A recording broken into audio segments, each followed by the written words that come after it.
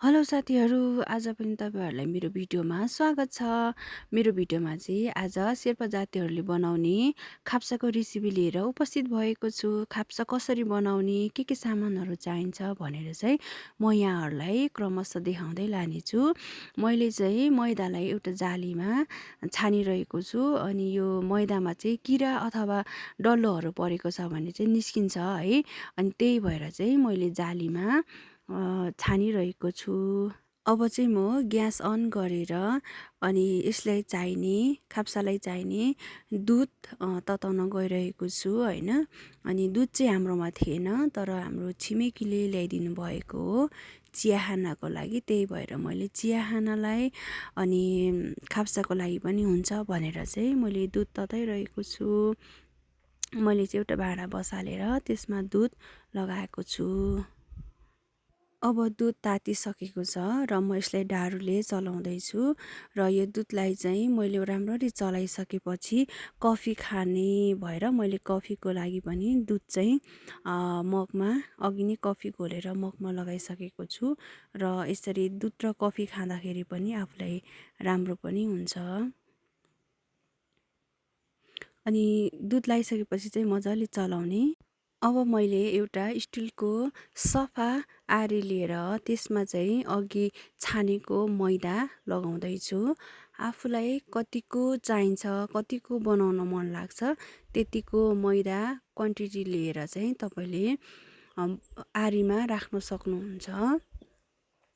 यसरी राखेको छु र दुधलाई पनि मैले रेडी गरिसकेको छु। यो चाहिँ तातिसकेको दुध हो। अब अघिको मैदामा मैले बेकिङ सोडा एड गर्दैछु, त्यसको साथसाथै चिनी पनि एड गर्दैछु। तपाईँलाई कतिको गुलियो मनपर्छ त्यही अनुसार चाहिँ युज गर्न सक्नुहुन्छ। र मैले चाहिँ सबै एड गर्दै गर्दा दुध पनि लगाएर अब यसलाई चाहिँ म मुस्दैछु।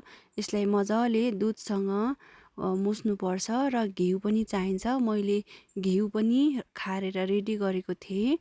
अब त्यो घिउलाई पनि मैले एड गर्दैछु र एड गरेर चाहिँ यसलाई मनतातो पानी लाउँदै अनि मुस्दै गर्नुपर्ने हुन्छ। धेरै गिलो पनि हुनु हुँदैन र धेरै साह्रो पनि हुनु हुँदैन। यसले चाहिँ ठिक्क मिडियमको हुनुपर्छ। अहिले मैले मुछेर यत्तिको बनाइसकेको छु। अब यो बनाएपछि चाहिँ 5 मिनट 10 मिनट जति यसलाई छोपेर राख्नुपर्ने हुन्छ। अहिले छोपेर राखेको पनि 10-15 मिनट जति भइसक्यो। हेर्न सक्नुहुन्छ कस्तो राम्रो भइसकेको छ हाम्रो डो। अनि यसमा चाहिँ अब हामीले चाहिँ मजासितले फेरि यसलाई एकचोटि मुस्नु पर्ने हुन्छ। अनि मुछेर चाहिँ यतिको डल्लो गरेपछि मैले बेल्न सुरु गरिसकेँ। अनि यसलाई धेरै डल्लो गरी बेल्नुपर्छ भन्ने चाहिँ हुँदैन, लाम्चो लाम्चै बेल्दाखेरि पनि हुन्छ। र मैले यसरी बेलेँ। अहिले चाहिँ मैले काटेर रेडी गर्दैछु। खाप्सा बनाउन चाहिँ हामीले यसरी बनाउन सक्छौँ। र मैले चाहिँ छोटो छोटो अनि लामो लामो पनि बनाएको छु।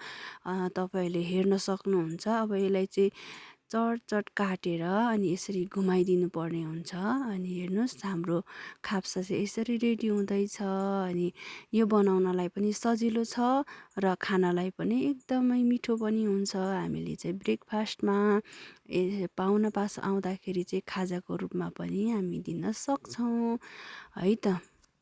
सुरुचोटिको चाहिँ मैले सानो बनाएको छु, हेर्न सक्नुहुन्छ।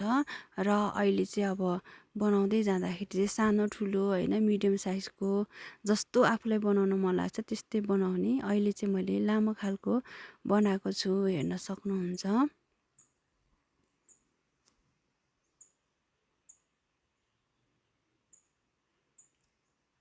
यत्तिको लामो बनाइसकेपछि चाहिँ अब तपाईँहरूलाई कुन तरिकाको बनाउन मन लाग्छ तपाईँहरूले पनि आफ्नो चोइस अनुसार बनाउन सक्नुहुन्छ है त। मैले चाहिँ यसरी बनाएको छु। अब यो बनाइसकेपछि चाहिँ मैले एक ठाउँमा आरीमा अनि नाङ्लोमा अनि मैले मजाले चाहिँ यसरी फिजाएर राखेको छु। आरीमा बोरामा होइन। अब हाम्रो गाउँघरतिर जे छ हामी त्यसैमा यसरी मिलाएर राख्न सक्छौँ। अब चाहिँ पकाउनको लागि मैले आगो फुक्दैछु। हाम्रो चाहिँ गाउँघर हो, दाउरामा पकाउँछौँ। अनि त्यही भएर चाहिँ मैले आगो फुक्नको लागि चाहिँ दाउराहरू अनि लगाउँदैछु चुलोमा। अनि आगो पनि बलिसकेको छ। अब यसमा चाहिँ मैले यो किटको कराही हो। अब कराही खारेर रेडी भइसक्यो। मैले सनफ्लावरको तेल लाउँदैछु।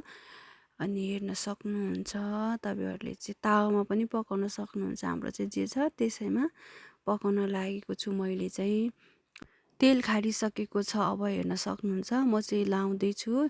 यसरी एउटा एउटा गरेर लाउनु पर्ने हुन्छ। तपाईँहरूले देख्न सक्नुहुन्छ। हेर्नुहोस् ल, मैले चाहिँ यसरी लगाउँदै अनि पकाउँदैछु। यो चाहिँ बेकिङ सोडाले मजाले फुलेको पनि छ र कमलो पनि छ होइन।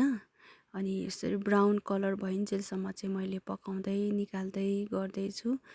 अनि तपाईँहरूले पनि यसरी नै बनाएर खान सक्नुहुन्छ। हेर्नुहोस् अब कस्तो मजाले ब्राउन कलर आउँछ यसमा चाहिँ।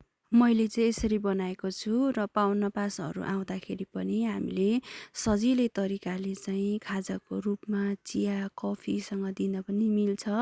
मैले चाहिँ यो त्रिभुज आकारमा पनि बनाएको छु है। कस्तो राम्रो देखेको छ, कलरहरू पनि राम्रो आएको छ, ब्राउन कलरको खाउँ खाउँ लाग्दो नै छ है। हजुरहरूलाई चाहिँ कस्तो लाग्यो? आज चाहिँ मैले फर्स्ट टाइम बनाएको खाप्सा हो। तपाईँहरूले पनि यसरी नै चाहिँ बनाएर खान सक्नुहुन्छ है त। चाहिँ खाप्साहरू पोलिसकेँ होइन।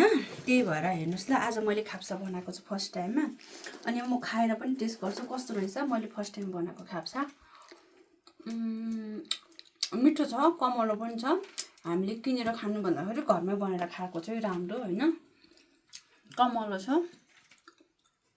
तपाईँहरू पनि बनाएर खान सक्नुहुन्छ।